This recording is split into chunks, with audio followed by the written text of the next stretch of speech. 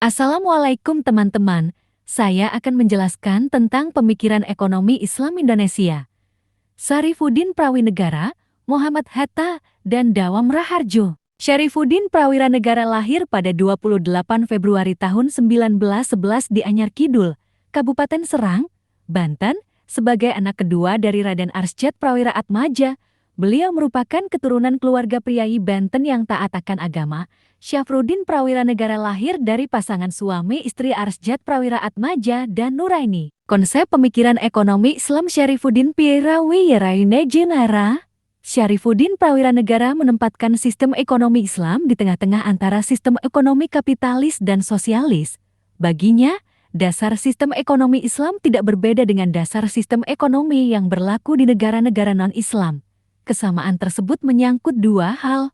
Pertama, kesamaan tujuan, yakni mencari kepuasan dari berbagai keperluan hidup masyarakat, baik individu maupun seluruhnya. Kedua, kesamaan prinsip. Biografi dari Muhammad Hatta.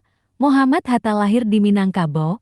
Hatta, demikian panggilan yang biasa disematkan kepada beliau, dilahirkan di Minangkabau pada tanggal 12 Agustus tahun 1902.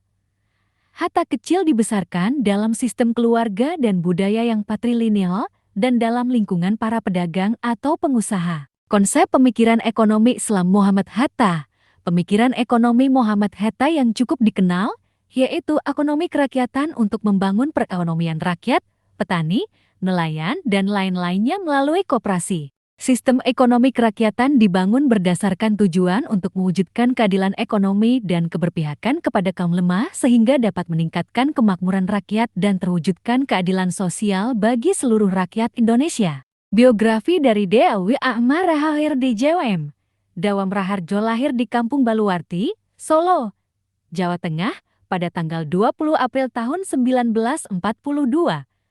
Dawam Raharjo adalah anak sulung dari 8 bersaudara, putra dari pasangan Muhammad Zuhdi Raharjo dan Mutamainah.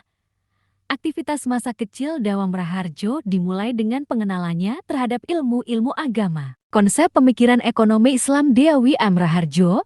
Menurut Dawam Raharjo, ada 3 penafsiran istilah ekonomi Islam. Pertama, ekonomi yang didasarkan pada nilai-nilai atau ajaran Islam. Kedua, sistem ekonomi Islam, sistem yang mengatur tentang pengaturan yaitu pengaturan kegiatan ekonomi dalam masyarakat atau negara berdasarkan metode tertentu. Penafsiran ketiga adalah ekonomi Islam dalam pengertian ekonomi umat Islam. Perbedaan dalam pemikiran ekonomi Islam yang diusung oleh Syarifuddin Prawiranegara, Muhammad Hatta, Dewi Ahmad Raharjo. Pertama, Syarifuddin Prawiranegara.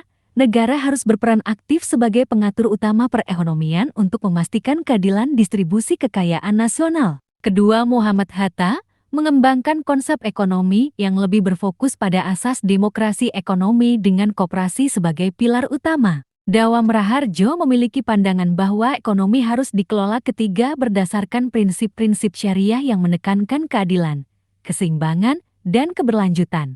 Persamaan dalam pemikiran ekonomi Islam yang diusung oleh Syarifuddin Prawiranegara, Muhammad Hatta, Dewi Ahmad Raharjo. Persamaan utama dalam pemikiran ekonomi Syarifuddin Prawiranegara, Muhammad Hatta, dan Dawam Raharjo adalah fokus mereka pada nilai-nilai keadilan sosial, kemandirian ekonomi, dan penguatan ekonomi rakyat. Jadi kesimpulannya, pemikiran ekonomi Islam di Indonesia memiliki akar yang kuat dalam konteks sejarah, budaya, dan agama. Syarifuddin Prawiranegara, Muhammad Hatta, dan Dawam Raharjo adalah tokoh-tokoh penting yang memberikan kontribusi besar terhadap pengembangan konsep dan praktik ekonomi Islam di Indonesia. Secara keseluruhan, ketiga tokoh ini memiliki kesamaan dalam menekankan pentingnya keadilan sosial, kesejahteraan umat, dan keberpihakan pada masyarakat kecil dalam pembangunan ekonomi. Sekian dan terima kasih. Wassalamualaikum warahmatullahi wabarakatuh.